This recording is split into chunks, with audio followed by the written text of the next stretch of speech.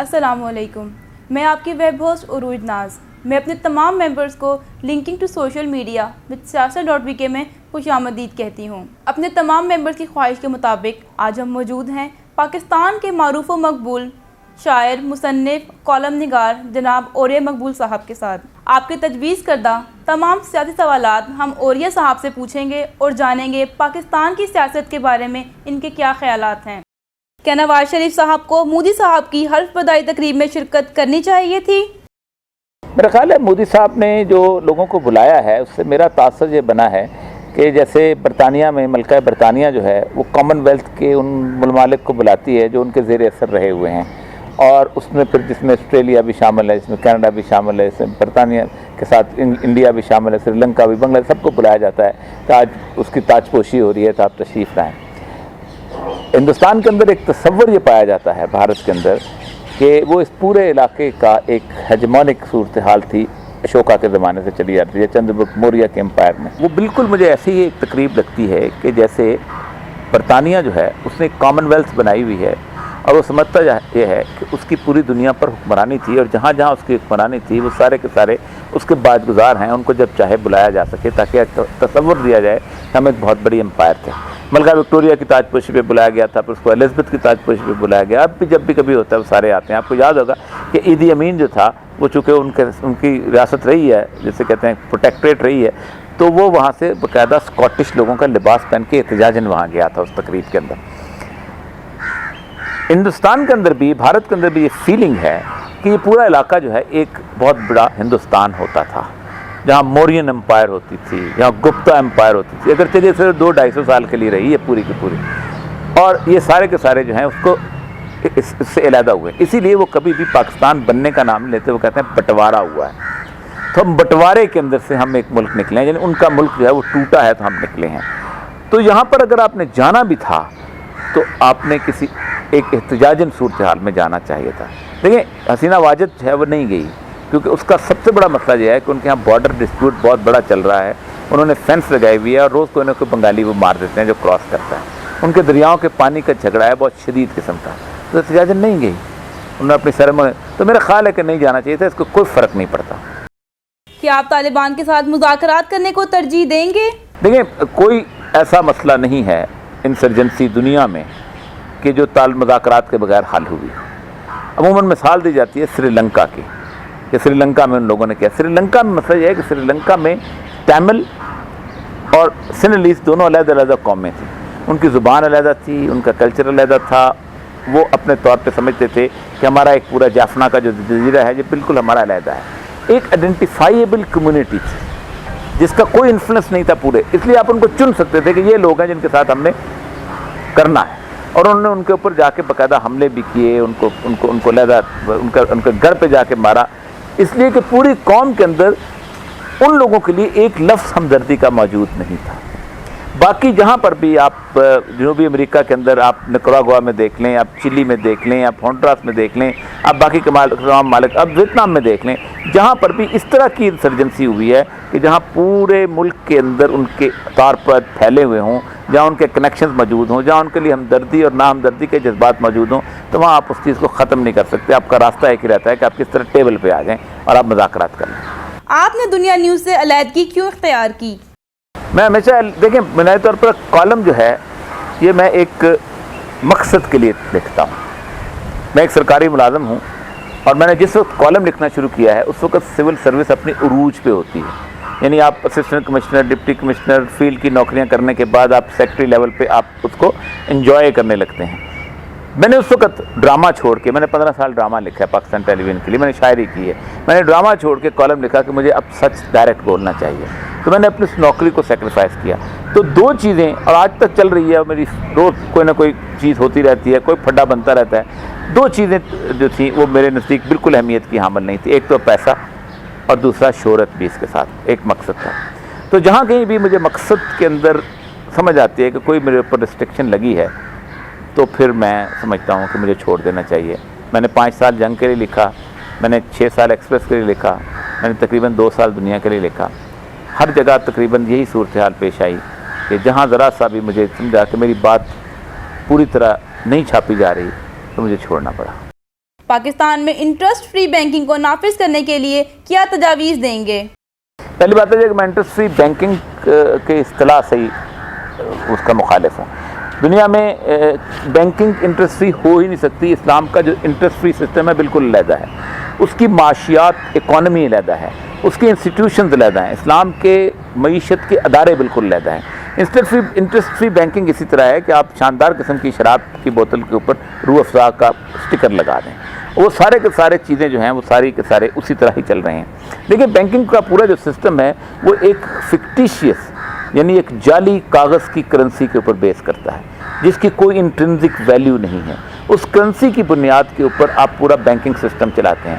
اس کے اوپر پھر آپ آرٹیفیشیل منی کریٹ کرتے ہیں, اسے M1 اور M2 کہتے ہیں. یہ پورے کا پورا جو سسٹم ہے, اس سسٹم کے اندر اگر آپ تھوڑا سا راستہ نکالتے بھی ہیں تو اس کو آپ انٹرسٹ فری بینکنگ نہیں کہہ سکتے. اسلام کے انسٹیٹیوشنز بالکل علیحدہ ہیں اور وہ بینکنگ سے باہر نکل کے ہیں. رسول اللہ صلی اللہ علیہ وسلم نے جن چیزوں کو منی قرار دیا ہے ان کی انٹرنزک ویلیو ہوتی ہے. مثلا آپ نے کہا سونا ایک جو ہے وہ منی ہے, اس کے بعد آپ نے کہا چاندی منی ہے, آپ نے کہا کھجور منی ہے, آپ نے کہا گندم منی, آپ نے کہا چاول منی, آپ نے کہا نمک منی. یہ وہ ساری چیزیں ہیں کہ جن کی ویلیو ہے. لیکن ایک کاغذ کے اوپر ایک شخص لکھ دیتا ہے کہ میں $100 جو آپ کو دے رہا ہوں اس کے بدلے میں آپ کو غلہ دوں گا, چینی دوں گا, چاول دوں گا, سونا دوں گا, لیکن آپ کے پاس ہے نہیں. دنیا کے ہر ملک نے اپنی قوم کے ساتھ جھوٹ بولا ہے. پاکستان میں جتنی سیکورٹیز موجود ہیں پاکستان کے پاس, اس سے کئی گنا زیادہ نوٹ تقسیم کیے جا چکے ہیں. ٹھیک, آج اگر آپ کہیں کہ جی آپ اپنا وعدہ پورا کرو تو حکومت وعدہ پورا نہیں کر سکتی. یہی وجہ ہے کہ اس پورا بینکنگ سسٹم جو ہے جو برٹن ووڈ ایگریمنٹ سے بلٹ ہوا ہے, جس میں اس جعلی کرنسی کو چھاپنے کی اجازت دی گئی, پھر ایک بینک آف انٹرنیشنل سیٹلمنٹ بنایا گیا. وہ بینک آف انٹرنیشنل سیٹلمنٹ یہ کہتا ہے کہ فلاں کرنسی کی کیا ویلیو ہوگی, فلاں کرنسی کی کیا ویلیو ہوگی.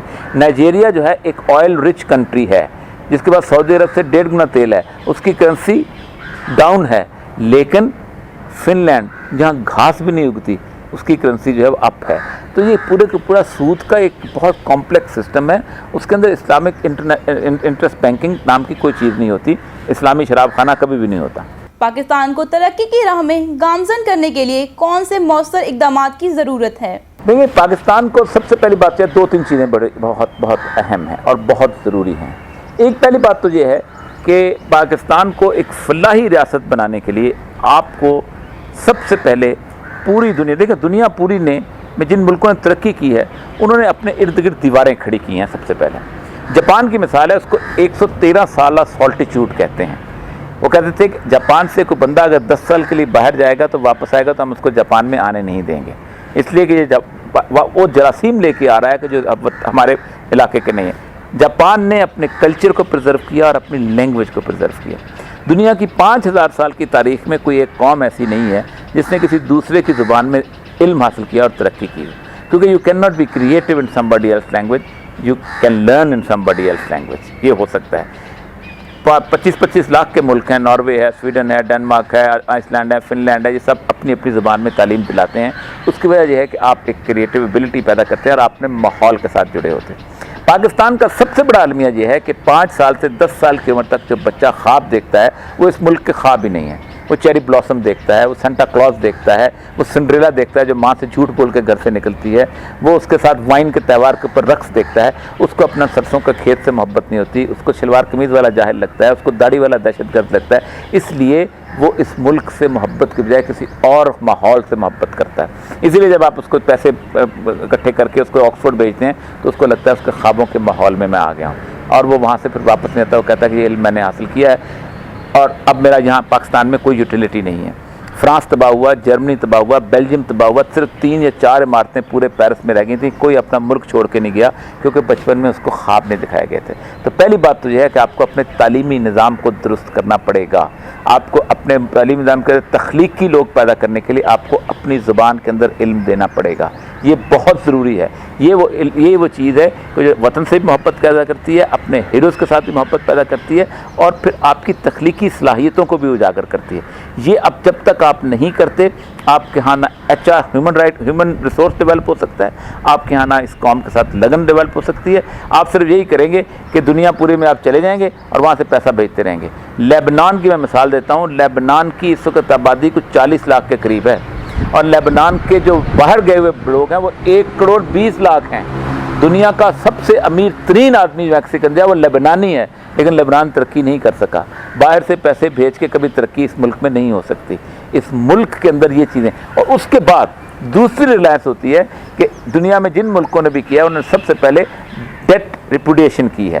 انہوں نے کہا ہے کہ جو قرضہ آپ نے ہمیں دیا تھا، مثلا اس میں جو ارجنٹین کی مثال ہے اور لوگوں کی مثال ہے، انہوں نے کہا یہ اس کی کیوبا کی مثال ہے کہ جب اسپینش نے قرضہ مانگا تھا امریکہ سے تو انہوں نے یہ کہا دیکھو تم نے یہ قرضہ دیا تھا ڈکٹیٹروں کو، وہ ان کی جائیدادیں ہیں ان سے واپس لے لو، ہم ایک حیثیت قوم اس کو ادا کرنے کے لیے دی ہیں، اور پھر قرض کے انحصار ختم کریں. اس کی قرض کے انحصار کی میں مثال دوں کہ 1947 سے پہلے بر صغیر پاک و ہند پر ایک آنے کا قرض نہیں تھا. انگریز ہمارا رشتہ دار نہیں تھا کہ قرض لے کے ہم تو خرچ کریں. بگیسٹ اریگیشن سسٹم یہاں بنا، بگیسٹ ریلوے سسٹم یہاں بنا، تعلیمی ادارے یہاں پر کھلے، ہسپتال یہاں پر کھلے، جانوروں کے ہسپتال کھلے. اکیلی مال روڈ آپ نہیں بنا سکتے.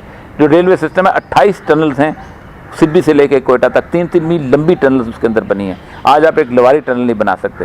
جب تک آپ ان ساری چیزوں میں سیلف ریلائنس میں نہیں آئیں گے، صرف 10% آبیانیہ اور مالیہ تھا جس کے اوپر جو لوگ چلتے تھے، نہ انکم ٹیکس تھا نہ کچھ اور چیز تھی.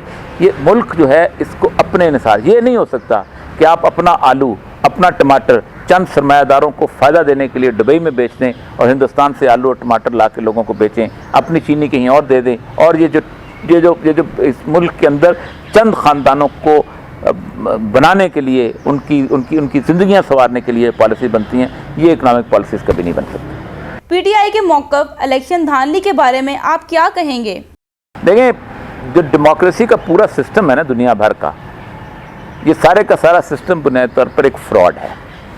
یہ صرف پاکستان کے ساتھ نہیں ہوتا، پوری دنیا کے ساتھ ہوتا ہے. کچھ جگہ فراڈ جو ہے کسی اور ڈھنگ سے کیا جاتا ہے، ہمارے یہاں کسی اور. اقبال نے کہا تھا کہ ہم نے خود شاہی کو پہنایا ہے جمہوری لباس، جب کبھی آدم ہوا ہے خود شناس و خود نگر. یعنی ایک فرعون کا اختیار جو ہے وہ 400 فرعونوں میں تقسیم کیا گیا ہے. جب لوگوں کو پتہ چلا کہ اب بادشاہت نہیں چل سکتی، ٹھیک، تو پہلے ہوتا تھا بابر بادشاہ آتا تھا، آپ کرتے تھے بابر بادشاہ کے اپنا گھوڑے دیتے تھے، اس کو خوراک دیتے تھے، اور علاقہ فتح کرتا تھا، آپ کو گورنر لگا دیتا تھا. اب کیا کریں؟ اب تو ایسا نہیں ہو سکتا. اب انہوں نے کہا ہم ایک سسٹم ایسا بناتے ہیں جس کے اندر پارٹی سسٹم بناتے ہیں. 3 پارٹیاں بنا لیں، 2 پارٹیاں. آپ کسی سے پوچھو پارٹی کے بغیر الیکشن لڑو، وہ کہتے ہیں جمہوریت تو ہوتی پارٹی کے ساتھ ہے. وہ اس پارٹی کو فنڈ دیا جاتا ہے. $6.8 بلین اوباما کو نہ ملے، اوباما جو ہے اس کا باپ بھی سوچ نہیں سکتا کہ الیکشن لڑ سکے. کوئی 3 بلین یورو جو ہے سرکوزی کو نہ ملے تو وہ بھی الیکشن نہیں لڑ سکتا. اسی طرح گورڈن براؤن کو نہ ملے وہ بھی الیکشن لڑ سکتا. اس کو یہ پیسے دیے جاتے ہیں. جب وہ پیسے دیے جاتے ہیں اور ساتھ اس کے ساتھ میڈیا کا ایک فرور ہوتا ہے. مثلا بل کلنٹن کی جب انہوں نے ریٹنگ پتہ کی کہ اس کو ووٹ کیسے دیا گیا تو 75% عورتوں نے اس لیے ووٹ دیا تھا کہ وہ ان کے خوابوں میں آتا تھا. تو یہ وہ 15 دن کے لیے اس کو ایک تصور بنایا جاتا ہے کہ ہمارا لوگوں سے، ہماری ووٹ سے لوگ جیتے ہیں. لیکن پالیسی ان کی چلتی ہیں جنہوں نے پیسہ دیا ہوتا ہے. کوئی امریکی ماں سے نہیں پوچھتا کہ ہم تمہارے بچوں کو عراق بھیجیں مرنے کے لیے کہ نہ بھیجیں، افغانستان بھیجیں مرنے کے لیے کہ نہ بھیجیں، ویتنام بھیجیں مرنے کے لیے نہ بھیجیں. کوئی امریکی ماں سے نہیں پوچھتا ہماری خارجہ پالیسی کیا ہوگی. کوئی امریکی ماں سے نہیں پوچھتا کہ ہم کہاں انویسٹ کریں کہاں نہیں ہے. $15 ٹریلین امریکہ کی GDP ہے. $16 ٹریلین امریکہ کا ڈیٹ ہے، قرضہ ہے. یہ بنتے ہیں $31 ٹریلین. $32 ٹریلین امریکہ کے سرمایہ داروں نے کیمن آئی لینڈ میں چھپا کے رکھا ہوا ہے. اور ایک آواز نہیں اٹھتی کانگریس سے، کیونکہ آواز کیوں اٹھائیں گے؟ پارٹی فنڈ وہاں سے آتا ہے. تو وہاں اس طرح ہوتی ہے، یہاں تھوڑا سا اور طریقے سے منور کیا جاتی ہے. یہاں بھی پارٹی فنڈنگ ہوتی ہے، یہاں بھی جلسے بنتے ہیں. یہاں بھی آج آپ کسی پارٹی سے پوچھ لیں کہ تمہارے پاس اتنے کروڑوں روپے خرچ کرنے کے لیے کہاں سے آتے ہیں، تو اس کا کوئی جواب نہیں دے سکے گا، قطعاً نہیں جواب دے سکے گا. ان لوگوں کے ذرائع آمدنی لوگوں کو پتہ ہیں، لیکن وہ پارٹی کی پارٹیاں چل رہی ہوتی ہیں اور جلوس نکل رہے ہوتے ہیں اور ایئرپورٹوں میں ٹریول ہوتا ہے اور بڑی بڑی گاڑیوں میں ٹریول ہو رہا ہوتا ہے. یہ کیا ہے؟ یہ بنیادی طور پر ایک فراڈ ہے کہ جو پوری دنیا کے اوپر اسٹیبلش کیا گیا ہے. اس میں پاکستان کی جو حصہ ہے وہ اتنا چھوٹا سا ہے. وہ PTI دھاندلی کرے گی، کوئی اور طریقہ اختیار کر لیں گے، دھاندلی کا الزام لگائے گی، وہ اور طریقہ لے آئیں گے، وہ اور طریقے سے آ جائیں گے مارکیٹ کے اندر. کیا آپ مستقبل میں تحریک انصاف کو اقتدار میں آتا دیکھ رہے ہیں؟ دیکھیے، تحریک انصاف میں عمران خان صاحب کا معاملہ جو ہے وہ اس طرح کا ہے کہ عمران خان صاحب جو ہیں وہ ان کے پارٹی کے اندر 2 واضح ڈفرینٹ اوپینین والے لوگ جمع ہو گئے ہیں. پیور فنڈامنٹلسٹ بھی ہیں اور پیور سیکولر بھی ہیں. ایسے بھی ہیں جو چاہتے ہیں کہ مکمل طور پہ یہاں پر میراتھن ریسز بھی ہوں اور یہاں اسکرٹ کی آزادی بھی ہو اور یہاں جناب اپنا لو کارنرز بھی بنے ہوئے ہوں اور یہاں پر لوگوں کو زندگی اور ایسے بھی ہیں کہ جو چاہتے ہیں کہ نہیں اسلام کا ایک نظام بھی لانا چاہیے. تو عمران خان صاحب کی جو پارٹی کے اندر یہ کشمکش نظریاتی یہ بڑی عجیب و غریب ہے. عمران خان صاحب کو سب سے پہلے اپنی پارٹی کی ایک آئیڈیالوجیکل بیس لائن بنانی پڑے گی کہ ان کی پارٹی کی آئیڈیالوجی کیا ہے. یہ جو چیزیں ہوتی ہیں نا ہم یہ کریں گے ہم یہ کریں گے ہم تعلیم کو یہ بڑھا دیں گے یہ فلاں یہ ہے پروسیجرل. یہ آئیڈیالوجی کی چھتری کے نیچے ہوتی ہیں. آپ جب تک دیکھیں کنزرویٹو ہے نا ان کی آئیڈیالوجی ہے کہ ہم یہ کنزرویٹو ویلیوز کو پرزرو کریں گے. لیبر ہے ان کی ایک ویلیو ہے کہ ہم بیسیکلی کمیونزم کو روکنے کے لیے لیبر ویلفیئر کریں گے. اسی طرح امریکہ کے اندر بھی ڈیموکریٹس کی اور ان کی علیحدہ علیحدہ ویلیوز ہیں. ڈیموکریٹ جب آتے ہیں تو ان کے یہاں گے رائٹس کی باتیں ہوتی ہیں. باقی ویلیوز ہیں. ویلیوز آپ پہلے ڈٹرمن کریں گے باقی اس کے بعد. جب تک عمران خان صاحب یہ نہیں کرتے ان کا اقتدار آ بھی جائے تو پھر باقیوں میں فرق نہیں ہوگا. اسی طرح کے لوگ ہیں جیسے نواز شریف کے ہیں اور پیپل پارٹی کے اس طرح کے لوگ وہاں آئیں گے. پاکستان کے موجودہ حالات کو دیکھتے ہوئے کیا اسلامی شریعت کو نافذ کرنا تمام مسائل کا حل ہے؟ دیکھیں پہلی بات تو یہ ہے کہ اللہ تبارک و تعالیٰ نے بڑا واضح قرآن پاک میں فرمایا کہ من لم یحکم بما انزل اللہ فاولئک هم الکافرون. جو چیز ہم نے نازل کی ہے جو لوگ اس کے مطابق فیصلے نہیں کرتے وہ کافر ہیں. پھر فرمایا من لم یحکم بما انزل اللہ فاولئک هم الفاسقون. نہیں کرتے وہ فاسق ہیں. پھر فرمایا واولئک هم الظالمون ظالم ہیں. دیکھیں اسلام میں شریعت میں جو گورننس کے پرنسپل ہیں اس کے اندر کوئی اختلاف نہیں ہے کہیں پر بھی. گورننس جو ہے وہ بیسیکلی آپ کو رول بتاتی ہے. مثلا چوری نہ شیعہ ہے نہ سنی ہے وہ نہ وابی ہے نہ دیوبندی ہے نہ عیسائی ہے نہ یہودی ہے. چوری ہے. اسلام کہتا ہے چوری کی یہ سزا رکھ دو معاشرہ ٹھیک ہو جائے گا. زنا جو ہے وہ بھی اس کا بھی کوئی نہ دین ہے نہ مذہب ہے نہ کچھ ہے. اللہ کہتا ہے یہ کر دو تو ٹھیک ہے. قتل جو ہے اللہ کہتا ہے وَلَكُمْ فِي الْقِصَاصِ حَيَاةٌ يَا أُولِي الْأَلْبَابِ. ہم نے قصاص کے اندر تمہاری زندگی رکھی. تمہارا معاشرہ امن میں تب آئے گا جب قصاص لوگے جب آپ کیپٹل پنشمنٹ لے کے آؤ گے. ٹھیک آپ اس میں رکھ دیں آپ کی وہ ساری چیزیں ٹھیک ہو جائیں گی. 1256 میں اسلامک لا نافذ ہوا تھا. التمش نے یہاں کیا تھا. اس سے لے کے 1857 تک وہ لا نافذ رہا ہے. آپ سوچ سکتے ہیں کہ فرینچ ریولوشن آیا اس کے درمیان انگلینڈ کے اندر انہوں نے کنگ کو مار دیا. کیا نام تھا چارلس اول کو مار دیا تھا. اتنی بڑی ایک پبلک اپرائزنگ نہیں ہے برے صغیر پاک و ہند کے اندر. ایک پبلک اپرائزنگ نہیں. لا تھا پیس تھا. وہ جو لارڈ میکالے کہتا ہے کہ میں یہاں آیا ہوں تو پورے برے صغیر میں مجھے ایک چور نظر نہیں آیا اور ایک فقیر نظر نہیں آیا. کیوں؟ گورننس کے لا جو ہیں وہ اسلام کے یہاں پر نافذ ہوئے تھے. پرنسپل جو تجارت کے یہاں نافذ ہوئے مطلب تجارت کے بڑے کمال پرنسپل ہیں. اسلام کا جو تجارت کا پرنسپل ہے وہ یہ ہے کہ اسلام میں کوئی پرائیویٹ پراپرٹی نہیں ہے گی کسی طور پہ ہے ہی نہیں. آپ بازار جو ہے سوق جس کو کہتے ہیں اسلام کا اس کے اندر یہ ہے کہ بازار میں چیزیں جو ہیں وہ ڈائریکٹ جو ہے منڈی سے جہاں آئیں گی. آپ اپنی دکان نہیں خرید سکتے. اسلام میں کوئی ٹیسکو نہیں ہے. اسلام میں کوئی ہائپر سٹار نہیں ہے کہ ایک آدمی کو یہ اجازت دی جائے کہ 80% غلہ جو ہے وہ اکٹھا کر کے خریدے اور عام آدمی کا حق مارے. رسول اللہ صلی اللہ علیہ وسلم نے فرمایا کہ جو شخص مارکیٹ میں غلہ لے کے آ رہا ہے اگر مارکیٹ میں 500 روپے کلو جو ہے گندم ہے اور وہ راستے میں کوئی شخص 400 روپے خرید لیتا ہے اور 100 روپیہ کماتا ہے بیچ میں آ کے مارکیٹ میں آپ نے فرمایا ربا اس نے سود کمایا. اس حد تک اسلام جو ہے وہ فری مارکیٹ کا قائل ہے. اسی طرح تجارت کے جو پرنسپل ہے مطلب آپ نے فرمایا جس نے خریدا ہوا مال واپس کر لیا اللہ قیامت میں اس کے گناہ واپس کر دے گا. پھر ذخیرہ اندوزی جو ہے اب پورے کا پوری دنیا جو ہے اس کا بینکنگ سسٹم جو ہے وہ ہولڈنگ پہ چل رہا ہے. آسٹریلیا میں گندم 40 دن سٹور کی 40 دن کے بعد آپ نے آگے جا کے کہاں بیچ دی؟ پاکستان میں انڈیا میں اور افریقہ میں بیچ دی یا وہاں سے کچھ اور چیز دی. یوں ایسی ٹریڈنگ آپ کبھی دبئی میں جا کے ٹریڈنگ دیکھیں یہ ٹریڈنگ کمپنیاں کیا کر رہی ہیں. دنیا کے اسلام نے اللہ فرماتا ہے جس نے 40 دن تک غلہ سٹور کیا اگر وہ عبادت کرتا رہے روزے رکھتا رہے حج کرتا رہے نماز پڑھتا رہے معافیاں مانگتا رہے اللہ اس کی عبادت قبول نہیں کرے گا 40 دن تک. تو یہ وہ پرنسپل اگر آپ نافذ کریں گے تو آپ کی سوسائٹی جو ہے وہ بہتر ہو جائے گی. ہمارے ملک کے افسروں اور بیوروکریٹس کے بارے میں آپ کیا کہیں گے؟ ہمارے ملک کے افسر اور بیوروکریٹ میں سب سے زیادہ گناہ گار ہیں. اس کی بنیادی وجہ یہ ہے کہ ایک سیاستدان جو ہے اس کو فائل پڑھنی بھی نہیں آتی. 5 سال گزار جاتا ہے اس کے باوجود بھی نہیں آتی. ایک جرنیل جب آتا ہے تو اس کو 5-7 سال لگتے ہیں سمجھنے کے لیے کہ پٹواری کیا ہوتا ہے اور جناب باقی چیزیں کیا ہوتی ہیں. لیکن یہ جو راستے ہیں ہمارے ملک کا بیوروکریٹ سکھاتا ہے ہمارے ملک کا افسر سکھاتا ہے. یہ اسپیڈ بریکرز یہ ختم کرتے ہیں جس کے اوپر سیاستدان کی کرپشن کی گاڑی جو دوڑتی ہے. تو یہ بنیادی طور پر ہماری بیوروکریسی چونکہ برٹش لیگیسی کی بیوروکریسی تھی، اس لیے انہوں نے اسی چیز کا تحفظ کیا ہے۔ ہماری بیوروکریسی جو ہے وہ بنیادی طور پر ایک منافق بیوروکریسی ہے۔ ہم لوگوں سے پنجابی میں بات کر رہے ہوتے ہیں، لوگوں سے اردو میں بات کر رہے ہوتے ہیں، پشتو میں بات کر رہے ہیں، سندھی میں بات کر رہے ہیں، بلوچی میں بات کر رہے ہیں، ہم اس کو آرڈر انگریزی میں دیتے ہیں۔ میں ایک بیوروکریٹ، میں نے کوئی شیکسپیئر کے ڈرامے تو نہیں لکھنے ہوتے کہ مجھے انگریزی میں امتحان دیا جائے، مجھے انگریزی میں امتحان دلایا جاتا ہے۔ ہماری بیوروکریسی بنیادی طور پر اس کا تعلق ہی نہیں ہے اس معاشرے کے ساتھ، نہ وہ تعلق رکھنا چاہتے ہیں۔ پاکستان کے تعلیمی نظام کو کس طرح بہتر بنایا جا سکتا ہے؟ دیکھیں، دنیا کا کوئی تعلیمی نظام ایسا نہیں ہے کہ جو اپنی ویلیوز کے حساب سے آگے نہ بڑھا ہو، اپنی زبان کے حساب سے اس نے ترقی نہ کی ہو۔ دنیا میں دو ٹرننگ پوائنٹ آف ہسٹری ہیں، ایک عربوں نے ترقی کی تھی جسے مسلمانوں کی ہم ترقی کہتے ہیں، اور دوسری انگریزوں نے ترقی کی تھی۔ مسلمانوں کے پاس بھی کچھ نہیں تھا، 7 ملکات تھے، 7 قصیدے تھے جو خانہ کعبہ کی دیواروں پہ انہیں لٹکائے ہوتے تھے۔ انہوں نے پوری دنیا کا علم اپنی زبان میں ترجمہ کیا، کہیں کہیں سے کتاب جہاں سے ملتی تھی لے کے آتی۔ 30,000 دینار ایک ہارون رشید کے زمانے میں ایک مترجم کی تنخواہ ہوتی تھی، اور اس کی کتاب سونے میں تولی جاتی تھی۔ جب انہوں نے پوری دنیا کا علم ٹرانسلیٹ کر دیا تو پھر 6 صدیاں مسلمانوں کے علاوہ علم کے دروازے پر کوئی نہیں کھڑا تھا۔ یہی کام انگریزوں نے کیا۔ انگریز کے پاس کچھ نہیں تھا، شیکسپیئر کے ڈرامے اور 5-6 رومانٹک پوئٹ، لیکن کتاب فرانس میں چھپتی تھی، رات کو لے کے آتے تھے، ٹیمز کے کنارے بیٹھ کے اس کو ترجمہ کرتے تھے، اگلے دن مارکیٹ میں لے آتے تھے۔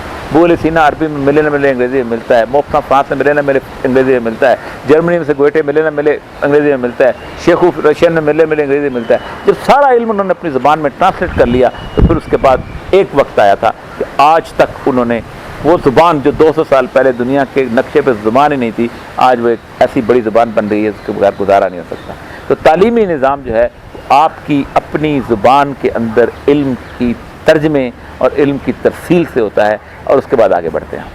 جیو نے پاک فوج اور ISI پر الزام تراشی کی، کیا جیو کو بند کر دیا جائے یا معافی دے دی جائے؟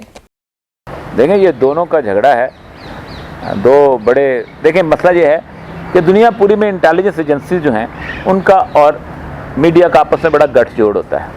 1945 میں جب CIA بنی ہے تو CIA نے بھی اپنے بندے جو تھے اس کے اندر رکھے تھے، اور CIA بھی اپنا ایک وہ دیتی تھی گائیڈ لائن، اور اس گائیڈ لائن کے ساتھ وہ اندر وہ سارا بلٹ اپ کرتے تھے، اور میڈیا اس کا پارٹنر ہوتا تھا۔ پاکستان میں چونکہ میڈیا ذرا اچانک آزاد ہوا ہے تو پاکستان نے میڈیا نے سمجھا ہے کہ ہم شاید انٹیلیجنس ایجنسی سے بڑے ہو گئے یا برابر ہو گئے ہیں، تو وہ کھاڑے میں اتر ہے۔ اب 2 پہلوان ہیں، دونوں کو لڑنے دیں، جو جیتے گا وہ ٹھیک ہے۔ پاکستان کے 73 کے آئین اور اس میں کی گئی ترامیم کے بعد اس کی موجودہ شکل کے بارے میں آپ کیا کہیں گے؟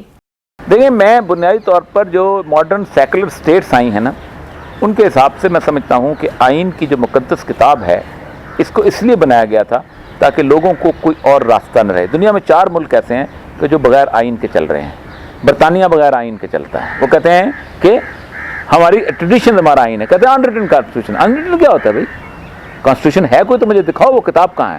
ان کو اپنی روایات، اپنی اقدار اتنی مقدم ہے۔ اسرائیل جب 1949 میں بنا تھا تو ان کا پہلے دن انہوں نے کہا تھا کہ ہم نے کوئی ایسی کتاب نہیں بنانا چاہتے جو ہماری تالمود سے زیادہ عزت رکھے، اس لیے انہوں نے کہا تھا کہ دی کانسٹیٹیوشن آف اسرائیل از تورا، اسرائیل کا کانسٹیٹیوشن تورات ہونے چاہیے۔ کانسٹیٹیوشن جو ہے بنیادی طور پر دنیا پوری کے اندر ایک ریپلیکا ہے۔ ایک کانسٹیٹیوشن دنیا کے اٹھا لیں، صرف 4-5 شکوں چھوڑ کے سب ایک دوسرے کی کاپی ہیں۔ کانسٹیٹیوشن میں اصل چیز ہوتی ہے اس کی روح کی چیزیں، جو پرنسپلز آف پالیسیز ہوتے ہیں، اس پہ آپ عمل نہیں کرتے۔ پروسیجرل چیزیں جو ہیں جو کہ کانسٹیٹیوشن کا حصہ نہیں ہونی چاہیے، ان پہ عمل کرتے ہیں۔ صدر کیسے الیکٹ ہونا ہے، صدر کے اختیارات کیا ہیں، وزیر اعظم کیسے آنا ہے، اس کے اختیارات کیا ہیں، اسمبلی کے اختیارات کیا ہیں، یہ پروسیجرل چیزیں ہیں۔ پالیسی کیا ہے کہ آپ کا لا کہاں سے آئے گا، آپ کے لا کے ماخذ کیا ہوں گے، آپ لوگوں کو کیا دینا چاہتے ہیں، انسانی حقوق کی صورت۔ تو یہ بنیادی طور پر کانسٹیٹیوشن ہمارے ہاں صرف یہ ہونا چاہیے کہ آپ صرف یہ بتا دیں کہ یہ ہمارے پرنسپلز ہیں، اور اس کے حساب سے آگے ہم نے سبارڈینیٹ لا بنا ہے، وہ بدلتے رہیں جیسے بھی بدل سکتے ہیں۔ پاکستان میں فرقہ واریت کو کیسے ختم کیا جا سکتا ہے؟ دیکھیں، فرقہ واریت جو ہے پاکستان کے اندر جو ہے پاکستان میں بلکہ برصغیر پاک و ہند میں یہ آئی ہے انگریز کے بعد۔ انگریز سے پہلے پورے برصغیر پاک و ہند میں فرقہ واریت نہیں تھی، بلکہ مذہبی تعلیم کا اس طرح رجحان نہیں تھا۔ آپ کو حیرانی ہوگی سن کے کہ پہلا دینی مدرسہ جو ہے وہ 1781 میں لارڈ ولیم بینٹنگ نے کلکتہ میں کھولا تھا۔ اس کو کلکتہ مدرسہ کہتے ہیں، جس میں دینی تعلیم دی جاتی تھی۔ پہلے دینی اور دنیاوی تعلیم دونوں اکٹھی ہوا کرتی تھیں، یعنی تھوڑی سی تفسیر بیضاوی پڑھاتے، مدرسہ رحیمیہ اور فرنگی مال، یہ 2 ادارے تھے۔ اور تھوڑی سی پڑھاتے تھے اپنا تفسیر بیضاوی اور کچھ حدیث کے ٹکڑے، باقی سارا فلسفہ پڑھاتے تھے، جغرافی پڑھاتے تھے، حساب پڑھاتے تھے، باقی چیزیں پڑھاتے تھے، اور اس سے پوری سول سروس نکلتی تھی معاشرے کی. یعنی جو مورخین لکھتے ہیں کہ ٹھٹھا جیسے علاقے کے اندر 400 کالجز تھے. جب انگریزوں نے 1857 میں یہ ملک لیا ہے برصغیر پاک و ہند، تو میرے پاس میں سیکٹری آرکائیوز ہوں. آرکائیوز کے اندر جو سینسز رپورٹس ہیں 97% لٹریسی ریٹ تھا اس ملک کے اندر، اور پھر انہوں نے 14% اور 13% پہ اس کو چھوڑ کے گئے ہیں فارمل ایجوکیشن کے حساب سے، اور تباہ و برباد کیا اس پورے علاقے سے.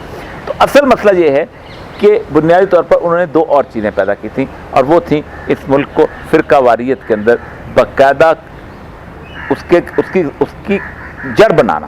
مثلا محرم کے جلوس نکلا کرتے تھے لکھنؤ کے اندر، اور ایک طرف ایک علاقے کے اندر شان صحابہ کانفرنس ہوا کرتی تھی.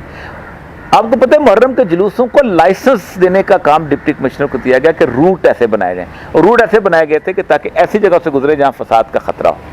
اور جب ایک دفعہ فساد ہو جائے تو پھر اس کو آگے پھر فساد جو ہے وہ چلتا رہتا ہے، اس کا پھر کوئی راستہ کوئی نہیں ملتا. اسی طرح دیوبندیوں کے مقابلے میں بریلویوں کو کھڑا کیا گیا، دیوبندیوں کے مقابلے میں اہل حدیث کو. یہ وہ سارے کے سارے جو تھے وہ کسی کو انگریز جو تھا وہ عزت دیتا تھا، کسی کے اوپر ڈنڈے برساتا تھا، اس سے آپس میں ایک نفرت جو ہے وہ پیدا ہوئی. اب فرقہ واریت کا جو بت ہے وہ پورے کا پورا انگریز خود پوری عالمی بت بن چکا ہوا ہے. پوری دنیا کے اندر شیعہ سنی فساد کرانے کے لیے باقاعدہ، مطلب جارج گیلوے نے پچھلے دن کہا ہے کہ مجھے مختلف ممبرز ہیں وہ آ کے پوچھنا شروع ہوئے کہ جناب حجاز کیا ہوتا ہے، اور شیعہ کون ہوتے ہیں، اور سلفی کون ہوتے ہیں، اور سنی کون ہوتے ہیں، اور جناب یہ شام میں کیا چیز ہے، اور نصیری اور دروزی کون ہوتے ہیں. کہتے ہیں یہ وہ لوگ تھے جن کو ان ٹرمز کا نہیں آتا تھا. اب انہوں نے پوری امت کو تقسیم کرنے کے لیے انہوں نے مختلف جگہوں پر باقاعدہ ایک شیعہ سنی کانفلکٹ جو ہے بلڈ کیا گیا. اس کے راستے میں ایک زمانے عراق رکاوٹ تھا، عراق کی فوج کو تباہ کیا گیا تاکہ شام اور ایران اور عراق کے درمیان ایک راستہ بن سکے.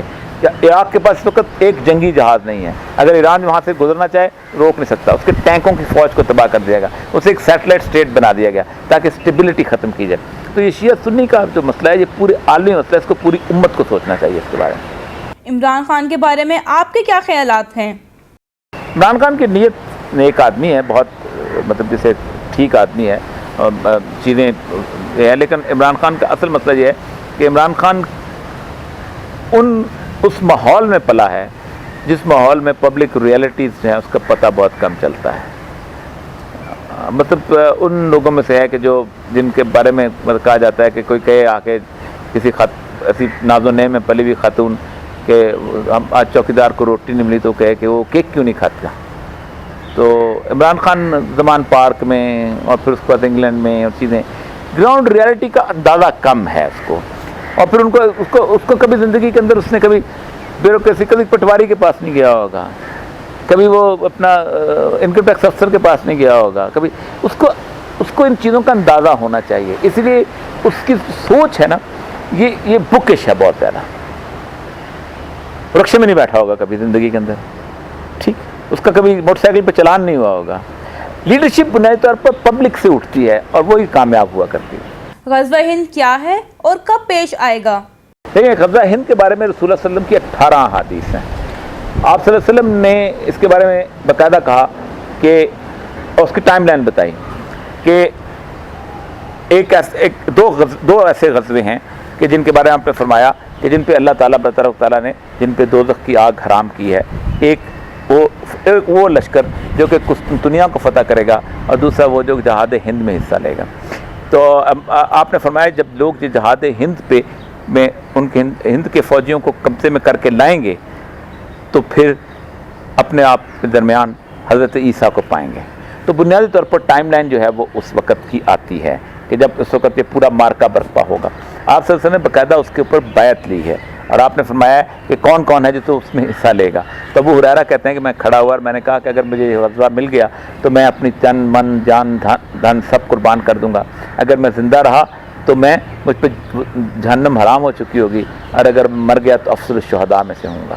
تو یہ بنیادی طور پر رسول اللہ کی احادیث میں سے ایک ہے. اور پھر آپ نے فرمایا کہ یہ وہ لوگ ہیں جو خراسان سے اٹھیں گے اور ان کے جھنڈے ایلیا یعنی بیت المقدس میں گاڑ دیے جائیں گے، اور رستے میں انہیں کوئی روکنے والا بھی نہیں ہوگا. کیا آپ مستقبل میں سیاست میں آنے کا ارادہ رکھتے ہیں؟ پہلی بات تو یہ ہے کہ میں بنیادی طور پر سیاست کو بنیادی طور پر زندگی کا جزو سمجھتا ہوں.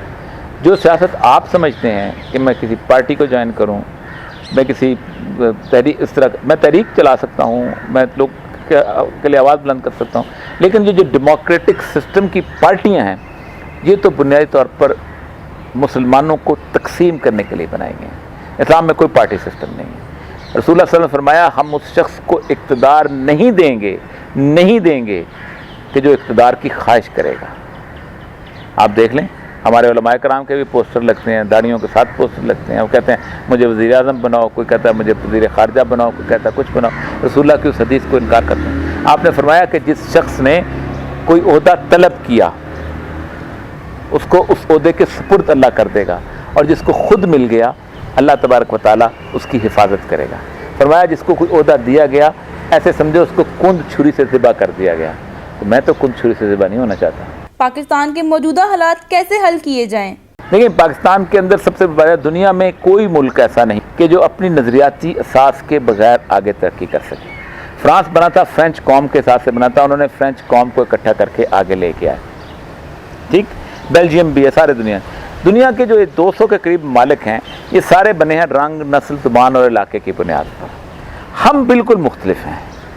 ہم نے کہا تھا کہ نہیں، میں محمد حسین چیمہ ہوں، یہ ارجن داس چیمہ ہے، ہم ساگ ایک طرح کا کھاتے ہیں، ہم بنگڑا ایک طرح کا ڈالتے ہیں، ہم ہیر ایک طرح کی گاتے ہیں، میرا بھائی نہیں ہے، کوئی لا الہ الا اللہ محمد رسول اللہ نہیں پڑھتا۔ ہمارا پریمائز بالکل اور طرح کا ہے، ہماری بنیاد بالکل اور طرح کی ہے۔ جب تک ہم اس بنیاد پر عمارت استوار نہیں کریں گے، ایسے ہی ہے کہ جیسے گول چاک کے اوپر اگر چکور برتن بنائیں گے تو ٹوٹ جائے گا، اور چکور چاک کے اوپر گول برتن بنائیں گے ٹوٹ جائے گا۔ ہم بنیادی طور پر چکور چاک کے اوپر گول برتن بنانے کی کوشش کر رہے ہیں۔ جب تک اس اسلامک نظریے کو، جو ہماری یونیفیکیشن تھی، جو ہماری بنیاد تھی، ورنہ پنجابی کو سندھی کے ساتھ رہنے کے کیا تعلق تھا؟ اس کے سکھ آج بھی ملتے ہیں تو بڑے خوشی سے ملتے ہیں، وہاں پر آپس میں گپیں لگاتے ہیں، یا سندھی کو کسی اور سندھی سے علیحدہ ہونے کی کیا ضرورت تھی؟ ہم نے اپنے آپ کو علیحدہ کیا تھا، ہم نے پنجابی، بلوچ، سندھی، پٹھان سے انکار کیا تھا تو پاکستان بنا تھا۔ اگر ہم مانتے رہتے تو نہ بنتا۔ تو اس کا مطلب یہ ہے کہ جب تک اس چاک کے اوپر آپ اپنی عمارت نہیں استوار کریں گے آپ ٹھیک نہیں ہو سکتے۔ کیا ہمارے ملک کی عدلیہ آزاد ہے؟ دیکھیں جو سسٹم ہمارا بنا ہوا ہے نا، اس سارے کا سارا، اس سسٹم کے اندر ہمارا کوئی بھی انسٹیٹیوشن آزاد نہیں ہے۔ اس کی وجہ یہ ہے کہ اینگلو سیکسن لا کے تحت عدلیہ جو ہے انڈیویجول آزاد ہو سکتا ہے، لیکن اوور آل عدلیہ کبھی بھی آزاد نہیں۔ سسٹم بنا ہی ایسا ہے۔ مثلا اسلام کہتا یہ ہے کہ ایک جج جو ہے وہ انویسٹیگیشن کر سکتا ہے، جو فرینچ لا کے بہت قریب ہے، لیکن پاکستان میں ایس ایچ او جو رپورٹ بنا کے بھیجے گا، سپریم کورٹ کا چیف جسٹس بھی اسی رپورٹ کے مطابق گواہ طلب کرے گا، اسی رپورٹ کے آگے نہیں بڑھ سکتا۔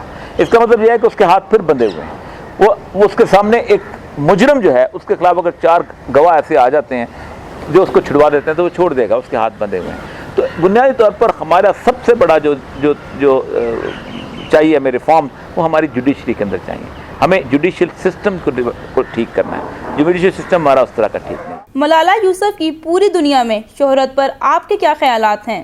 میں نے تو بہت لکھا ہے۔ پہلی بات تو یہ ہے کہ بنیادی طور پر میڈیا جو ہے وہ جس کو جو چاہے، جیسا جس طرح چاہے بنا دے۔ ملالہ یوسف جی جس معاشرے سے اٹھی ہے سوات، وہاں سب سے زیادہ لٹریسی ریٹ تھا۔ وہ معاشرہ تھا کہ جس معاشرے کے اندر سب سے زیادہ ٹورسٹ آیا کرتے تھے۔ وہ معاشرہ تھا کہ اس کے اندر انتہائی آزادی کی صورتحال تھی۔ اس کے اندر ایک جنگ شروع ہوئی، اس جنگ کے دوران سے ملالہ یوسف زئی کی ڈائری آئی، تو اس ڈائری کے بعد اس کو اس طرح ہیرو بنایا گیا ہے کہ جس کا آپ تصور نہیں کر سکتے۔ وہ برطانوی جرنلسٹ جو اسرائیلی ٹینک کے آگے ماری گئی تھی اس کے بارے میں کسی نے نہیں کہا۔ میں صابرہ اور شتیلا کے کیمپ لیبنان میں دیکھ کے آیا ہوں، وہاں کتنے بچے ہزاروں مارے گئے تھے، آج تک اس پہ کسی نے کہا۔ تو یہ بیسیکلی یورپ کا پروپیگنڈا ہے، اور یورپ کے پروپیگنڈے کے ہم اسیر ہو چکے ہوئے ہیں۔ جس نوبل پیس پرائز میں اسحاق رابین اور شیمون پیرس اور ہینری کسنجر جیسے قاتلوں کا نام ہو، اس میں ملالہ یوسف زئی کو بھی دے دیا جاتا تو مجھے کوئی فرق نہیں پڑتا تھا۔ قاتلوں کے فہرست میں اسی طرح کے لوگ ہوتے ہیں۔ شہر قائد کراچی روشنیوں کا شہر کہلاتا تھا، اب اندھیروں میں تبدیل ہو رہا ہے، اس کے حالات بد سے بدتر ہونے کی کیا وجوہات ہیں؟ دیکھیں اس کی بنیادی وجہ یہ ہے کہ ہم نے نسل اور رنگ کی بنیاد پر ایک مافیا بلڈ کیا، اور مافیا کی ایک خصوصیت ہوتی ہے کہ وہ اپنے مقابل میں بھی ایک اور مافیا ضرور لے کے آتا ہے، خواہ وہ سسلی ہے، خواہ وہ شکاگو ہے، خواہ وہ نیو یارک ہے۔ مافیا ایک ساتھ اکٹھا نہیں رہ سکتا، یا سپلنٹر گروپ سے بنتا ہے یا دوسری ایتھنک گروپ آ جاتا ہے۔ اس ایتھنک گروپ نے مافیا کے طور پر سیاست کرنے کو، مافیا سیاست کرتا ہے، آدھے سے زیادہ جو رکن اسمبلی اٹلی کے ہیں وہ مافیا سے آتے تھے، تو جب وہ مافیا سیاست کرتا ہے تو پھر دوسرے بھی اس سیاست کے اندر آ جاتے ہیں، اور یہی وجہ ہے کہ اس وقت شہر کراچی جو ہے وہ مکمل طور پر ہوسٹیج بنا ہوا ہے مافیا کا۔ اس کے خلاف پبلک اب بجات خود اٹھتی ہے تب جا کے ٹھیک ہوتا ہے، ورنہ نہیں ٹھیک ہوتا ہے۔ 2008 کے بعد بلدیاتی نظام کو ختم کر دیا گیا، آپ کی رائے میں کیا اس نظام کو دوبارہ نافذ کرنا چاہیے؟ دیکھیں، اسلام بنیادی طور پر ڈیولوشن آف پاور کی بات کرتا ہے۔ اسلام سے بہتر ڈیولوشن آف پاور آج تک کسی نے نہیں کی۔ دنیا پوری میں ہر بڑی امپائر کا ایک سیکریٹریٹ ہوتا تھا۔ اسلام وہ واحد سسٹم ہے جس کے اندر نہ حضرت عمر کا کوئی سیکریٹریٹ تھا، نہ حضرت ابوبکر کا سیکریٹریٹ تھا، نہ حضرت عثمان کا تھا، نہ حضرت علی کا سیکریٹریٹ تھا۔ کیوں نہیں تھا؟ اس کی وجہ یہ کہ موصل کا حاکم، بصرے کا حاکم، کوفے کا حاکم، قادسیہ کا حاکم، عراق کا حاکم، he was not accountable to عمر ابن خطاب, he was accountable to اللہ سبحانہ وتعالی۔ اور وہاں اس قاضی اس پہ چیک ہوتا تھا کہ قاضی دیکھتا تھا یہ اسلام کے مطابق فیصلے کرتا ہے کہ نہیں کرتا۔ ان آئیڈیل ڈیولوشن جو تھی وہ اسلام نے دی ہے، اور اگر وہ آئیڈیل ڈیولوشن ہے تو میں اس بلدیاتی نظام کا قائل ہوں، ورنہ تو سارے کا سارا فراڈ ہے۔ آپ نے کہا پاکستان میں جمہوریت تمام مسائل کا حل نہیں ہے، اس کے علاوہ پاکستان کے تمام مسائل کا حل کیا ہے؟ دیکھیں، بنیادی طور پر پاکستان کے اندر ہم بہت شرمندہ ہوتے ہیں خلافت کا نام لیتے ہوئے، اس لیے کہ ہم نے سوچ لیا ہوا کہ جمہوریت ایسی چیز ہے۔ بنیادی طور پر جو نظام خلافت ہے اللہ تبارک و تعالیٰ نے اسلام کے اندر کیا، وہ اس کو بنیادی طور پر 4-5 شرائط عائد کرتا ہے۔ اس طریقے سے اگر آپ ایک پروسیس شروع کریں تو آپ کا معاملہ ٹھیک ہو جاتا ہے۔ نمبر 1، وہ شرائط عائد کرتا ہے کہ کس قسم کے آدمی کو حکمران بنایا جائے۔ آپ ٹی وی کا پروڈیوسر بنانا ہو تو آپ سب سے پہلے دیکھتے ہیں اس کی کوالیفیکیشن کتنی ہے، پھر اس کے بعد دیکھتے ہیں اس کا ایکسپیرینس کتنا ہے، اس کو کیمرے کے پیچھے کھڑا ہونا آتا ہے کہ نہیں، اس کو گراسپ ہے کہ نہیں۔ اسلام کہتا ہے کہ اس حکومت کی تختی پہ بٹھانے کے لیے، اس کو تختہ میں کہتا ہوں، اس پہ بٹھانے کے لیے اسلام کچھ پری ریکوزٹس دیتا ہے۔ اس کا تقوی کا معیار کیسا ہو، اس کی دیانت کا معیار کیسا ہو، اس کی صداقت کا معیار کیسا ہو، اس کی ساری چیزیں، پھر وہ اقتدار کا خواہش مند نہ ہو۔ اکثر اوقات کہا جاتا ہے کہ یہ سارا پروسیس کیسے ہے۔ میں اس کو اگر آپ بڑے آرام سے آپ دیکھیں تو ہر محلے کے اندر اگر آپ لوگوں کو خفیہ طور پہ پوچھیں کہ آپ کے محلے میں ایک شریف آدمی کون سا ہے، تو وہ ایک شریف آدمی کا نام ضرور دے دیں گے کہ یہ آدمی ہے کہ جس کی دیانت، صداقت، یہ پروفیسر صاحب ہیں، ان کو سب کچھ پتہ ہے۔ ان شریف آدمیوں کو اگر آپ اکٹھا کریں تو وہ اہل شورا بن جاتے ہیں۔ جب ان اہل شورا کے اندر سے آپ ایک سطح پہ لے کے آپ کہیں کہ آپ بتا دیجئے کہ کون سے ایسے لوگ ہیں کہ جو واقعی اس قابل ہیں کہ ملک کا انتظام چلا سکتے ہیں۔ جیسے حضرت عمر کے زمانے میں 6 لوگوں کی کمیٹی بنا دی گئی تھی کہ یہ 6 لوگ ہیں، وہ 6 لوگ جو ہیں ان میں سے بھی ان کو بھی اقتدار کی خواہش کرنا کہا جائے، بلکہ ان سے کہا جائے کہ آپ بتاؤ کہ ان میں سے بہتر کون سا ہے، تو وہ اس کو لیں، اور پھر اس کے بعد عام پبلک کو کہا جائے کہ اب ہم نے یہ چن لیا ہے، اب تم اس کی بیعت کر لو۔ جمہوریت میں بھی یہی ہوتا ہے۔ جمہوریت میں مسئلہ یہ ہے کہ غلبے کی بنیاد پہ ووٹ دیے جاتے ہیں۔ غلبہ کیا ہوتا ہے؟ 500 لوگوں کا گاؤں ہوتا ہے، 5 بدماشوں کا غلبہ ہوتا ہے، انہی کی کلاشنکوف کے سائے میں ووٹ دیے جاتے ہیں، انہی کی کلاشنکوف کے سائے میں گھر کی دیواریں اٹھائی جاتی ہیں، انہی کی کلاشنکوف کے سائے میں بیٹیوں کے رشتے کیے جاتے ہیں، انہی کی کلاشنکوف کے سائے میں کاروبار کیا جاتا ہے۔ پورے دنیا کے اندر اسی طرح کی مافیا کا قبضہ ہے جسے ووٹنگ ہے۔ اسلام اس قبضے کو کہتا ہے غدات کرو، اسلام کہتا ہے کہ یہ قبضہ ختم ہو جائے اس طرح۔ تو یہ پری ریکوزٹس ہیں۔ ووٹنگ کا تصور سب سے پہلے اسلام نے دیا ہے، بیعت کا جو تصور ہے، اور یہ بنیاد پر اس بندے پہ ہونے چاہیے جس کو ملک کے انتہائی نیک، شریف اور کمپیٹنٹ لوگ، کمپیٹنٹ بہت ضروری ہے۔ عمر کو جو کہتا ہے نا فلاں آدمی بہت نیک ہے، یہ ہے، تو اس کو ہم گورنر لگا دیں، تو کہتا ہے کہ نہیں، دنیا دار بھی مجھے چاہیے، میں نے ملک چلانا ہے۔ تو اس کمبینیشن آف ایبلٹیز کے لوگ جو ہیں وہ ان کو سامنے لیا جائے۔ یہ نہیں ہو سکتا اسلام کے اندر کہ ایک چور، ڈاکو، افیمی اور ایک اپنا چرس بیچنے والا، ہیروئن بیچنے والا، وہ اور ایک انتہائی متقی پرہیزگار دونوں برابر میں کھڑے ہوں۔ اسلام یہ چوائس نہیں دیتا۔ اسلام کہتا ہے 2 نیک لوگوں کے درمیان چوائس دو، یہ 2 لوگوں کو چوائس لے جائیں، آپ کا سسٹم ٹھیک ہو جاتا ہے۔ دن بدن بڑھتی لوڈ شیڈنگ نے عوام کو بہت پریشان کر دیا ہے، جبکہ موجودہ حکومت کے کیے گئے وعدے پایہ تکمیل تک پہنچتے نظر نہیں آتے۔ آپ کی اس حکومت کے بارے میں کیا رائے ہے؟ دیکھیں، ایک تسلسل ہے نا۔ دیکھیں، وہ حکمران کسی ملک کو ایک بہترین گورننس دے سکتا ہے جس حکمران کی تمام تر سٹیکس اس ملک کے اندر ہوں، میرے بچے بھی اگر یہاں ہوں، میرا گھر بھی اگر یہاں ہو، میرا کاروبار بھی اگر یہاں ہو، تو میں کہوں گا یہ ملک سلامت رہے، میں اس ملک کو بہتر بناؤں۔ لیکن میرا کاروبار بھی باہر ہو، میری دولت بھی باہر پڑی ہو، میرے بچے بھی باہر ہوں، تو میں کہوں گا کہ وہ اگر میں ان کی بات نہ مانی تو میرا کاروبار بند کر دیں گے، میرے بچوں کو نوکریاں نہیں دیں گے، ان کا رہنا بند کر دیں گے، ان کا ویزا کینسل کر دیں گے۔ تو اس ملک کے ساتھ ان کی محبت ہو ہی نہیں سکتی، کیونکہ اس ملک کی مٹی میں ان کی کوئی چیز نہیں۔ وہ ایک ریسٹ ہاؤس میں رہتے ہیں، الیکشن لڑتے ہیں، 5 سال گزارتے ہیں اور اپنے گھر واپس چلے جاتے ہیں۔ جون میں سالانہ بجٹ آنے والا ہے، بجٹ بڑھے گا، قرض ادا کی شرح کیا ہوگی، قوم کی فلاح کے لیے کام ہوگا یا نہیں؟ دیکھیں، پہلی بات تو یہ ہے کہ پاکستان کے اندر جو سسٹم ہے بجٹ میکنگ کا، یہ بجٹ میکنگ ہے نہیں، یہ بک کیپنگ ہے۔ ایک بیوروکریٹ بیٹھ جاتے ہیں، میں خود ڈپٹی سیکرٹری فنانس رہا ہوں، اور اس کے اندر وہ فگرز بھرتے ہیں اور جو ان کے پاس اویلیبل ٹیکس نیٹ ہوتا ہے اسی کے اندر وہ چیزیں ڈالتے رہتے ہیں۔ پاکستان دنیا کے چند ممالک میں ہیں جن کے اندر انڈائریکٹ ٹیکسز سب سے زیادہ ہیں۔ آپ صابن خریدنے جائیں ٹیکس دیں گے، آپ ٹوتھ پیسٹ لینے جائیں ٹیکس دیں گے، آپ سنیما گھر میں فلم دیکھنے جائیں ٹیکس دیں گے، ہوٹل میں کھانا کھائیں ٹیکس دیں گے، آپ اور میں ٹیکس دیتے ہیں۔ لیکن وہ جو اس سے کروڑوں روپیہ کماتا ہے وہ ٹیکس نہیں دیتا۔ وہ کیوں نہیں دیتا؟ اس لیے کہ وہ وہی شخص ہے کہ جو پارٹی کو فنڈ دیتا ہے، جو ان کے جلسے کرواتا ہے، جو ان کے جلوس نکالتا ہے، جو ان کی ریلیوں کے اندر بسیں فراہم کرتا ہے، جو ان کو اور بہت سارے فائدے دیتا ہے، اس پہ ٹیکس نہیں لگے گا، ہم اسی اسٹیٹس کو ہمیں چلتے رہیں گے۔ سابق صدر پرویز مشرف کا مستقبل آپ کیسے دیکھتے ہیں؟ کیا عدالت ان کے خلاف کارروائی کرے گی؟ مشکل ہے۔ اس کی ایک بنیادی وجہ یہ ہے کہ طاقت کے کچھ سینٹرز ہوتے ہیں۔ اب تو سرداری کے خلاف بھی کارروائی نہیں ہو رہی، کیونکہ انہوں نے آپس میں طاقت کا ایک سینٹر بنا لیا۔ پھر مشرف کے ساتھ کیسے ہوگی؟ تو اس کے بعد پکا یونیفارم والا طاقت کا سینٹر ہے۔ نظام خلافت کے بارے میں آپ کی کیا رائے ہے؟ خلفائے راشدین میں سے کس کی خلافت کو نافذ کیا جائے؟ دیکھیں، پہلی بات تو یہ ہے کہ نظام خلافت میں اول تو بات یہ ہے کہ اگر آپ یہ کہتے ہیں کہ خلفائے راشدین کی وہ خلافت اسی طرح نافذ ہو سکتی ہے تو یہ بڑی بھول ہے۔ وہ رسول اللہ صلی اللہ علیہ وسلم کے تیار کردہ معاشرے کے اندر ان کے تیار کردہ لوگ تھے جو لے کے آئے تھے۔ ہم 1400 سال کے بعد راندہ درگاہ، ہمارے نہ کردار ویسے ہیں، نہ ہمارا اخلاق ویسا ہے، نہ لیکن کچھ پرنسپلز وہ دے گئے ہیں گورننس کے، کچھ پرنسپلز وہ دے گئے ہیں لوگوں کی ویلفیئر کے، کچھ پرنسپلز وہ دے گئے ہیں انصاف کے۔ یہ وہ پرنسپلز ہیں کچھ چاروں خلفاء کے اندر واضح نظر آتے ہیں۔ کسی خلیفہ نے بھی ابو بکر کی سنت کو علی نے تبدیل نہیں کیا، عمر کی سنت کو علی نے تبدیل نہیں کیا، عثمان کی سنت کو علی نے تبدیل نہیں کیا۔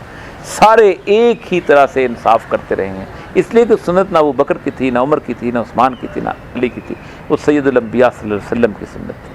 اور آپ نے ایک طریقہ بتایا تھا، آپ نے جب معاذ بن جبل کو یمن کا گورنر بنا کے بھیجا تو کہا معاذ بن جبل فیصلے کیسے کرو گے؟ کہا جو اللہ اس کی کتاب کے اندر موجود ہے۔ کہا وہاں نہ ملے، کہا جو آپ کی سنت کے اندر ہے، کہا وہاں بھی نہ ملے، فرمایا اجتہد بالرأی، پھر لوگوں سے رائے لے کے فیصلہ کروں گا۔ تو پہلے وہ 2 چیزیں کر لے، یہی ان کا اصول تھا، یہی اصول آج نافذ کر لے، خلافت آ جاتی ہے۔ آپ کے کالم میں اکثر تصوف کا ذکر پایا جاتا ہے، بعض اوقات آپ پاکستان کے مستقبل کا بھی بتاتے ہیں۔ یہ نظر والے لوگ آپ کو کہاں ملتے ہیں اور ایک عام انسان ایسے لوگوں کو کیسے تلاش کرے؟ دیکھیں، پہلی بات تو یہ ہے کہ جو اصل میں اہل نظر لوگوں کا بارے میں رسول اللہ صلی اللہ علیہ وسلم کی ایک حدیث ہے، اتقوا فراست المومن، مومن کی فراست سے ڈرو، انہ ینظر بنور اللہ، یہ اللہ کے نور سے دیکھ رہا ہوتا ہے۔ اب یہ فراست جو ہے یہ آپ کو کیسے آتی ہے؟ اس کے 2 بڑے عام سے راستے ہیں۔ ایک تو یہ ہے کہ اللہ تبارک و تعالیٰ کے ہاں جتنا عجز پسند ہے اتنی کوئی اور چیز پسند ہے۔ دوسری جو تصوف کے بارے میں کہا جاتا ہے جس راستے میں چلنے والوں کے لیے کہ اللہ تبارک و تعالیٰ کے اگر نور کو دیکھنا ہے تو آپ نظر کی احتیاط کریں، آپ کو کسی غلط نظر سے کسی شخص کو نہ دیکھیں، کوئی غلط چیز نہ دیکھیں، تاکہ آپ کی آنکھ کا شیشہ جو ہے وہ ٹھیک رہے۔ تیسری چیز یہ کہتی ہے کہ آپ کے اپنے قلب کو صاف کریں۔ یہ وہ لوگ ہوتے ہیں کہ جو معاشرے کے اندر چلتے پھرتے عام ممیز نظر نہیں آتے۔ یہ وہ لوگ ہوتے ہیں کہ اگر وہ کسی جگہ موچی ہے تو موچی نظر آئے گا، پگڑی باندھ کے خوشبو لگا کے نہیں بیٹھا ہوگا۔ اگر وہ کسی دفتر میں کلرک ہے تو کلرک نظر آئے گا، اگر وہ کسان ہے تو ہل چلاتا ہوا نظر آئے گا۔ لیکن اللہ تبارک و تعالیٰ نے ان کو کچھ ایسی وسعتیں دی ہوتی ہیں خیال کی۔ رسول اللہ صلی اللہ علیہ وسلم کی حدیث ہے کہ اللہم ارن الحقیقت الاشیاء کما ہی، اے اللہ مجھے چیزوں کی حقیقت وہ بتا دے جو یہ اصل میں ہیں۔ تو یہ دعا ایسی ہے کہ اگر آپ واقعی قلب صادق کے ساتھ اور دل کی صفائی کے ساتھ اور اپنے تزکیے کے ساتھ پڑھیں تو آپ کو بھی یہ چیز عطا ہو سکتی ہے۔ اصل مسئلہ یہ ہے کہ کوئی تصوف ایسا نہیں ہے، کوئی بڑا صاحب نظر ایسا نہیں ہے کہ جو اللہ اور اس کے رسول کے احکامات کی پابندی نہ کرتا ہو اور اس پر اللہ کی رحمت آ جائے، کبھی نہیں۔ شریعت کے تابع ہوتی ہے تصوف، اور شریعت کے تابع ہی رہ کے اللہ کی روشنی حاصل کی جا سکتی ہے۔ آپ سیاست.pk کے ہزاروں ممبرز کے نام کیا پیغام دینا چاہیں گے؟ دیکھیں، بنیادی طور پر ہماری امت مسلمہ کا صرف ایک مسئلہ ہے، اور وہ مسئلہ ہے اللہ تبارک و تعالیٰ کی ذات پر ایمان اور توکل۔ جنید بغدادی سے پوچھا گیا تھا تصوف کیا ہے، تو کہا گیا تھا توکل ہی تصوف ہے۔ اللہ تبارک و تعالیٰ نے 2 وعدے کیے ہیں سورہ قریش میں۔ اللہ کہتا ہے فَلْيَعْبُدُوا رَبَّ هَٰذَا الْبَيْتِ، اس گھر کی عبادت کرو۔ کیوں کرو؟ أَطْعَمَهُم مِّن جُوعٍ وَآمَنَهُم مِّن خَوْفٍ، اس گھر کے رب کی بات کرو۔ کیوں؟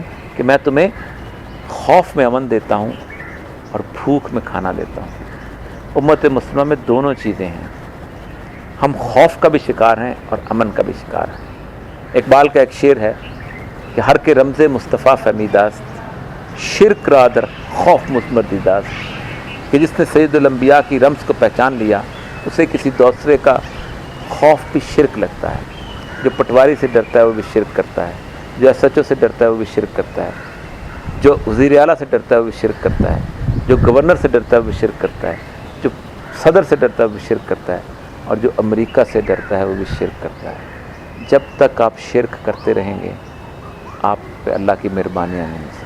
میں شکریہ ادا کرنا چاہوں گی اپنے تمام ممبرز کا جنہوں نے ہمیں خواہش ظاہر کی کہ ہم اولیاء صاحب کا انٹرویو کریں اور اپنے سوالات تجویز کیے تاکہ ہم اولیاء صاحب کا انٹرویو کامیابی کے ساتھ مکمل کر سکیں۔ میں امید کرتی ہوں مستقبل میں بھی آپ تمام ممبر اسی طرح ہمارا ساتھ دیں گے اور پاکستان کی سیاست کو مضبوط اور مستحکم بنانے میں بڑھ چڑھ کر حصہ لیں گے۔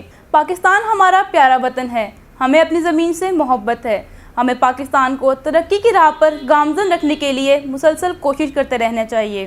ہمیں اپنا فیڈ بیک دیجیے media@siyasat.pk یا facebook.com/siyasat.pk پر اپنی قیمتی رائے کا اظہار کیجیے۔